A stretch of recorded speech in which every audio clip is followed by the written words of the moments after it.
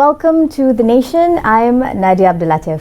Ahead of Chinese President Xi Jinping's upcoming visit to Malaysia, we're taking a look at the relationship between the nations and Malaysia's largest trading partner for 16 consecutive years, with renewed urgency to explore not just vast opportunities ahead, but also the underlying challenges that come with deeper economic integration. Today I speak to Andy Lee Heng Ken, Head of the Economic Bureau, and Captain Wong Ang Peng, a member of the Economic Bureau and professional team of Persatuan, Hainan, Selangor, dan Wilayah Persekutuan. Thank you, gentlemen, for joining us today, and congratulations on the success of your recent conference. Well done. I know that the focus was actually on strengthening global competitiveness of Malaysian SMEs, especially in the AI resolution. So, how are you? Everyone good? Very good. Great. Wonderful. Salam Aidilfitri. Terima kasih. Salam Aidilfitri to you too. Now, could you share with me what were some of the outcomes of that conference and what were the key messages that came out of this discussion?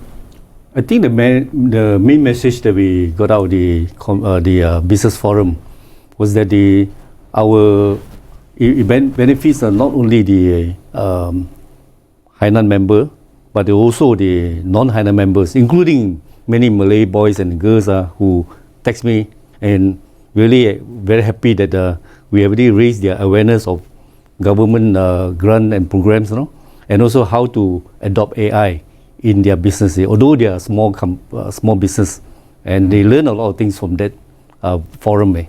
Many of them were not aware that their government agencies were so outcoming to assist. Right. Assist in SME, assist in Malaysian manufacture in the export business to raise national What sort of businesses were they from, the attendees? Some of them are from, for example, the very simple online business with Lazada and Shopee. And from there they know that SIDEC, the state level agency, knows give this sort of grant to them. Yeah. And so what were some of the concerns that were expressed by the participants when they were there at the conference, especially, with doing businesses in Malaysia and perhaps impact with ASEAN, especially in light of the current chaos that's happening geopolitically with the tariffs, etc. So what were some of the concerns? Well, their main concerns, of course, there'll be increase in the cost of import for their raw material. Yeah. So this is where I think from the seminar they can get out how to improve the efficiency of their business processes and production using AI and maybe digitalization. Were all of the presenters from Malaysia, or you had presenters from across the globe? All local, yeah. All local, yes. Yeah. I see. So, Captain, I wanted to ask you now, do you think that the tariff that Malaysia is being faced with, the 24%, we've spoken about these different countries have been doing memes online about the different rates of tariffs. Do you think this is going to jeopardize the MSMEs in Malaysia, especially, understanding that they're the backbone of the manufacturing sector in Malaysia?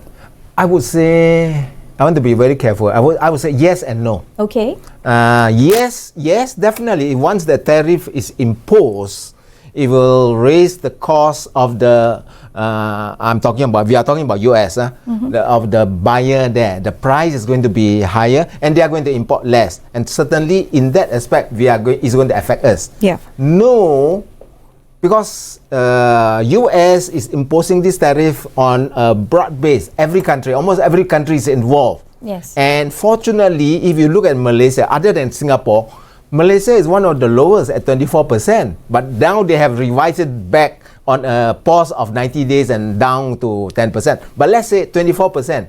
We are still lower than Taiwan. We are lower. Yes. We are talking about main competitors. Yes. We are lower than Taiwan, South Korea, Vietnam. Yes, Vietnam is our competitor. Yes. Thailand, Indonesia, we are lower. So in that sense, no. Then you look at the main exports, which is the semiconductors, electronics. These are niche products that US need where they cannot find alternative. I'm talking about cost-effective alternative. Malaysia still has a niche, even though the tariff is there. So that is why I said no. And I think it's also a matter of how to find opportunities, right? I mean, in the past, the very fact that Malaysia has had the opportunity to increase its global presence is also the tariff that has been imposed to China that has been there for many, many years, even before what's being discussed today. So for China, this is nothing new. I mean, it's been something that they've had back and forth with the US for many, many years now. So let's go straight into the whole geopolitical tension. We've been talking about this. Everybody has debated it, but with the shift in the landscape, we know that USA is imposing the tariff, and it's also trying to, I suppose, reshape the global landscape, And it's funny because when we talk about, we want strong leaders, but when we get strong leaders that do what they believe is best for the country, for their country, everybody else goes into, maybe can we calm down a little bit and not be so forceful? So on both of your thoughts, right, how do you think Malaysia is best to position itself, understanding everything that's happening, but still maintaining the strong economic ties that we want with China? What are some of the things we can do? Yeah. In our opinion, Malaysia, the best way Malaysia can position itself is that we are quite fortunate to be the first country in ASEAN to establish a diplomatic relation with China. And we have very strong ties because of the big Chinese community in Malaysia. Number two, we also, Malaysia is fortunate to be the chair of ASEAN this year. And the theme is inclusivity and sustainability. So this year. So I think with that, Malaysia can position itself as the key spokesman for ASEAN. And we can take the lead in how to establish, increase the regional cooperation with China, in many areas. Right. I would like to add to end this point, how we can reposition ourselves. Now we see the two giants, the first economy and second largest economy in the world, they are in a way contention there.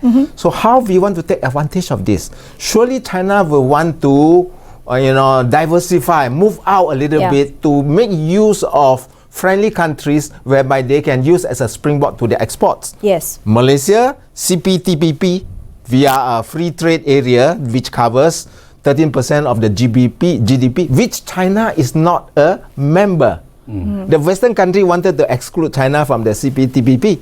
So Malaysia is fortunately a member, and which is also very free, almost like free trade and low tariffs. China wanted to use this as a springboard. So please come. Malaysia will invite them. We open arms and use this place. We are multilingual. We got no geopolitical problem. We are neutral to every countries, and we are free in trade. And we want to invite them to come here and use us as a stepping stone, and where we benefit, and our people benefit from jobs, and industries will grow. Okay, but we have to do a lot more. Well, you've mentioned that, and I agree. I think we do have to do a lot more, because there are criticisms to ways in which we can move a little faster. But at the same time, you mentioned some very interesting things. You said that, the whole theme of ASEAN this year is on sustainability, is on coming together. So we know that the upcoming visit that's happening 15th to 17th, right? We know that President Xi Jinping is coming to Malaysia, and this is going to be a pivotal meeting that's happening between China and Malaysia, and I believe it's a very timely one as well. You said Malaysia being the chair of ASEAN, we've got a series of meetings, ministerial meetings for ASEAN that's happening in the next few weeks and months. So what do you think are going to be, if you had the opportunity, what are the top things that these two leaders have to discuss for mutual benefit? Who wants to go first? I think the best thing that Malaysia should move forward with China is to see how to increase the cooperation in terms of investment, more investment to Malaysia. In the sense of, for example, semiconductor, AI, renewable energy, EV, data center, and solar energy. So this is a key agenda I think they should promote. And of course, we don't forget tourism. And tourism is an area we can, under Persatuan, also benefit, because although there are many already know that our Persatuan Hainan's building in Robson Heights is a very top destination, because it's considered the most fourth most popular Google destination now by the tourists. So therefore, we hope to attract more of this China tourists to our Persatuan Hainan building. I would like to add here, on education, we need to work a lot Yes. This is something that we want China to assist us, because they are now, their universities are top in maths, in engineering, in IT, in robotics and AI and all that. Yeah. So their universities excel even better than the top universities in the West. And we've also got their universities coming to Malaysia setting up campuses as well. Yeah. Yes, they are. But we want them to train our people. We want not just stay at the back end kind of semiconductor kind of product, which is excellent, which US needs this product and they cannot do away with it. But we want to go to the front end. Yeah. And the front end type of development and designing and production, this is where we want top brains to come in. Top engineers, designers, IT experts and AI experts. And this is where education, we need to foster stronger education, where we send our people there and they are ready to teach us, and we also need their professors to come here and their top students to come here to mingle with us so that our standard can be enhanced. So you're talking about economy, you're talking about culture, you're talking about knowledge transfer. Yes, correct. And we want to say, come on, make use of our Malaysian. I mean, we are relatively cheap in terms of resources. We already got the infrastructure. We are already multilingual. We are very neutral geopolitically. And we want you to come here and set your data center. Yeah. So for the moment you come here to set your data center, is a different ball game. Yeah. Because your top tech giants will also come here, invest here. You need our people here. You need to train our people here, and our people can have the opportunity to learn. I want to pick your brains earlier when you said that China is a global leader in the areas of renewable energy and green technology. I think it's quite obvious now how fast China can go if they set their mind to it. We know that Malaysia has a net zero target of as early as 2050. China has a target of reaching net zero carbon emissions by 2060, being an exponentially larger nation in terms of population and geography, etc., like compared to ours. But when we're talking about specific, you said solar, data centers, semiconductor, EV, I loved all that. But what do you think would be the specific areas that we can try and pull for the increased Chinese investments into Malaysia, or even vice versa? I mean, we know we've got the likes of Huawei, who's already got office here. We've got Huiliao AI. There's so many things that are going on right now. But specifically, what are some of the things? Perhaps it could be for MSMEs. Perhaps it could be for G2G. What were some of the specific areas that we can actually focus on? I think one of the areas that the Chinese can give a very positive contribution to our Malaysian economy. Here's that, for example, they can transfer technology in terms of AI for medical use. You see, now they have the remote.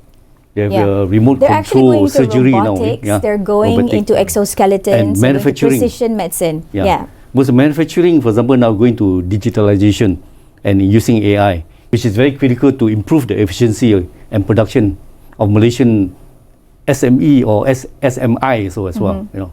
So this will help Malaysia to have a better cost efficiency. So it helps a lot. I'm going to be critical here. There's always been, I suppose, criticism whenever you're talking about big pharma, right? You said precision medicine, you said biotech, etc. Places where China has already gone to and is accelerating at an increasingly fast pace, right? But we're always comparing. Big pharma, I suppose, on the one hand, is concerned about how fast China can look at manufacturing biologics, manufacturing precision medicine, specific that China is able to replicate really fast, right? That other countries have not been able to. So when we're talking about the area of health, do you foresee that this is going to be something that a country like Malaysia should be riding on, like areas in which we can look at collaborating in the health sector or the health industry? Because you said, it could be robotics for operations or things like that. Or do you think this is like, kind of be careful? What are your thoughts? No, yes. Because you talk about AI. AI in medicine is also very important. Yes. Where you want to access to knowledge on the latest research, or you want you want even suggested treatment protocol. Yes. So China is, of course, quite advanced in their own way because they are using Western and also traditional medicine, and they are quite advanced in this field. Malaysia is not to lose. We are also quite okay. So this is an area whereby we can also work together. We learn from you. We Malaysian got also something to share with you. And one area that we may not be aware of, fertility clinic. Yes. This is that's where right. Malaysia it's is a big boom there. fairly okay, is booming, especially after the pandemic, the last pandemic. World data is showing fertility rate worldwide declining, including Yes. China. Yes. China is no more. They have stopped long ago, stopped encouraging only one child policy. Yes. Now 2 child, 3 child, okay, as many as possible. As many. But we Malaysia is also having this Yes. problem. Yes. Chinese people, they want it's an aging society Yes. now. They want more children. So this is an area, a niche that we Malaysian doctors also has over it. We can collaborate in this area. Besides just the traditional medicine, in Western medicine, yes, the Western side, the Western developed countries, they are very advanced in this area. Yeah. But we are not to lose out. China is also not to lose out. We got a lot of catching up I to think do. it's interesting to see that if you're looking at the East, right? The East or the Eastern forms of medicine or healthcare, because we talk about wellness, not just kind of cure of ailments, have been around for centuries. So it's nothing new, right? But it's that mash between the East meets West that's going to be very interesting to see when we accelerate. Okay, I want to jump into some criticisms that we have of Malaysia, right? For example, we were talking earlier, you know, we know BYD is here, we know so many other types of Chinese brands are already making its way into the market in Malaysia. But one of the criticisms that we've received over and again for the Malaysian automotive industry is, should we liberalize further? I mean, if we're talking about Ford that is being manufactured in its own country, for example, in Detroit, the production cost is relatively cheaper, and we're actually paying quite a significant sum compared to others. So do you think we need to liberalize our auto sector more, or what are some of the ways that we can kind of shake things up a little? Obviously, the biggest effect to liberalize would be people like you and me. Yes. You know, consumer will benefit in what you call reduction in the price of cars. You know, and because of the fact that we need to meet all those sustainability goals very fast, so we need to promote really this EV technology in Malaysia fairly quickly. Or more people are just going without cars completely. Yeah, correct. Yeah. More and more. Yeah. Then the question is that obviously there also issue of the APs, which is a non-tariff barrier, Yeah. non-tariff barrier. So this non-tariff barrier is where something government need to review, and see whether how to do a balancing act properly. Then the other thing is that because that EV is such an important technology now, then we really need to encourage more people and more awareness, and for example more charging station. But I think this is you're where China right. can offer It's to it. not just about awareness, right? It needs the infrastructure to support. Yes. Because I find that a lot of people that I've spoken to are interested in, switching from conventional to EV, but then they're talking about, is there enough charging ports wherever I'm supposed to go? Is there, the service stations that I need to have? Is that ecosystem there? So that we can actually switch. You were going to say something, sir. Yes, to your earlier questions, Nadiah, my answer is yes, but with extra care. Okay. Because you look at it from the government point of view, government needs tax, and the government needs to earn income. So that is why the excise duty is quite high, even on our own Malaysian made cars, our 2 models Malaysian made car, which is, we feel it is so unfair. Why are the foreigners buying our Malaysian car cheaper than what I'm paying? Fair enough. Okay, but the government uses this money, the income from this tax, excise duty, to support the downstream, the industry that supports the motor vehicle industry, which is fair enough, which is so good, which is also a necessity. But I would say, yes, to some extent, liberalize it, because it is so unfairly so high that we are Malaysian consumers are paying. But what Andy just said just now, on the EV aspect, this is where we need to liberalize. This is where we have to seize the chance, work with China and ride the momentum of growth, which is the growth engine of the future, because we are talking about green technology. Cap, I love the fact that you said drive and ride. It's very sort of following the theme. So since we're driving and riding, I wanted to ask you about tourism. You mentioned earlier, I think we see a lot more influencers talking about Malaysians visiting China and China visiting Malaysia. It's a vice versa situation, right? What do you think should be Malaysia's plans to further boost inbound travel from Chinese travellers or tourists into Malaysia, especially in targeted efforts? We know that there are tourism high-impact target areas. What are some of the things that we can do better? And this actually leads to education, tourism, exchange in knowledge, everything that you've mentioned. Thoughts? Well, I think the tourism is definitely very important to Malaysia because it brings a lot of revenue to Malaysia. I think the area we can give a lot of good impact for this development is, for example, to further develop our tourist destination, including our Persatuan Hainan area. Yes. Then also, for example, all our tourist spots are in maybe Sabah, Sarawak, you know? Then also East Coast of Malaysia. So this will probably heighten awareness of the Malaysian tourists.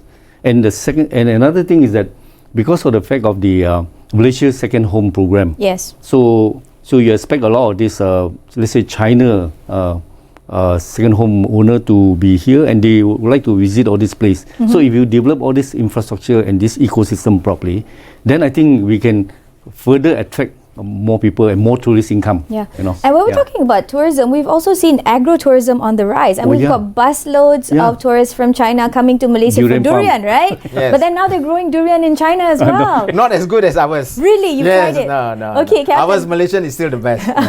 You wanted to highlight. Different climate, different soil, different humidity. Definitely. Malaysian is just perfect. Our now Musang King is world famous.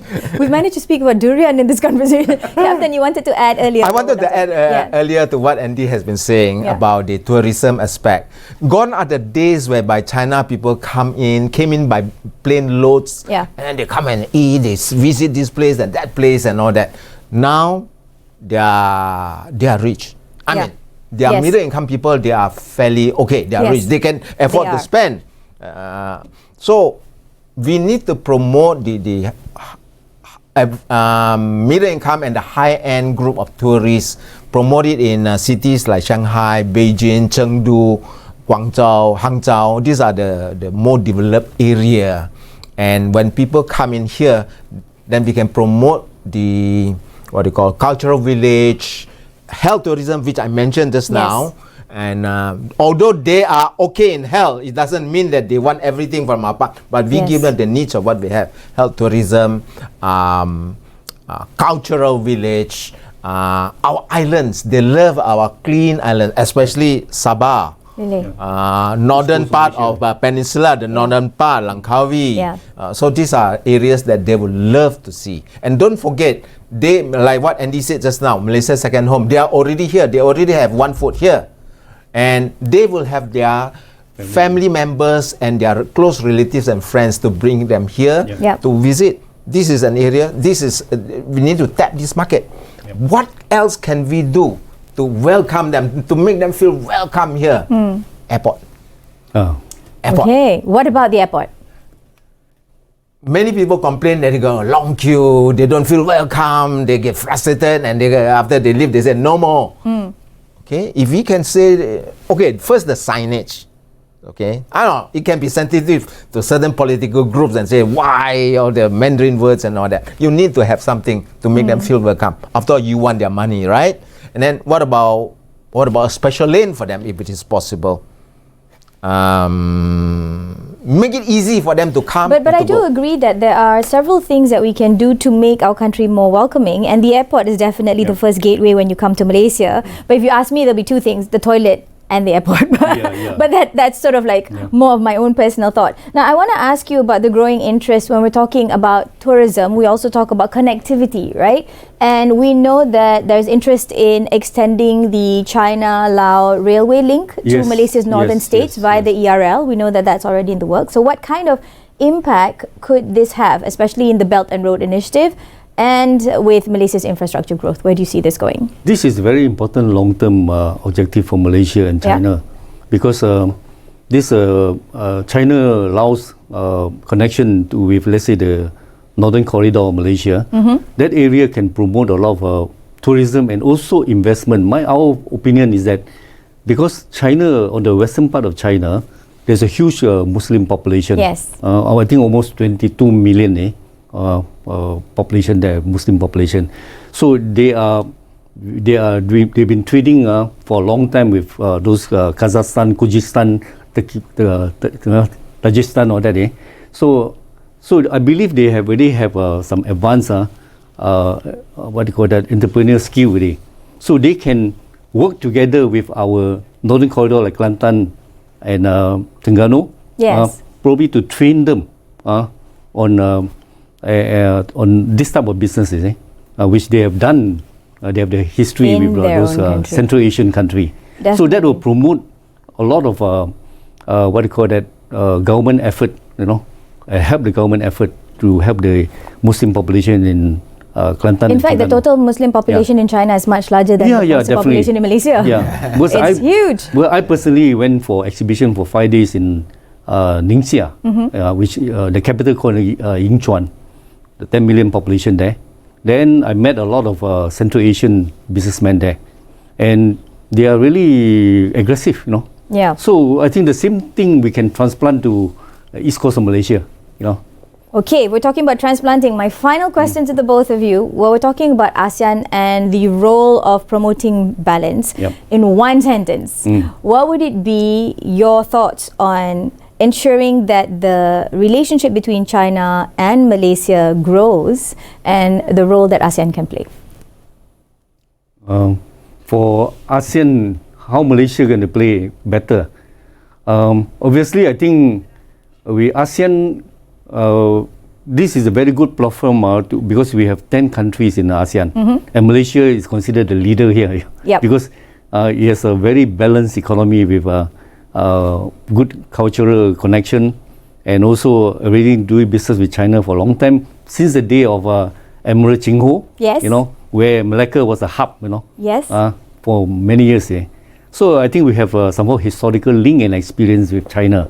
That's where we can also probably cooperate with all of ASEAN countries. For example, Laos, Alright. Cambodia, or even Brunei, So then, basically better. leverage on that historical link, and I'm guessing you're probably going to talk about moving ahead. Let's look at innovation. How do we regionally collaborate and shape that global landscape together? Yes. Unfortunately, that's all the time that we have today, but thank you so much for joining us. And as we look ahead for the economic partnership between both countries, Malaysia and China, let's look at what both countries can continue to offer each other, and the challenges that lie ahead, of course, is always shaped on innovation, opportunities, and regional collaboration. So we hope that this conversation continues, and all the best in all your future undertakings. Stay safe, Malaysia, Thanks, and be Nadiah. kind. Thanks.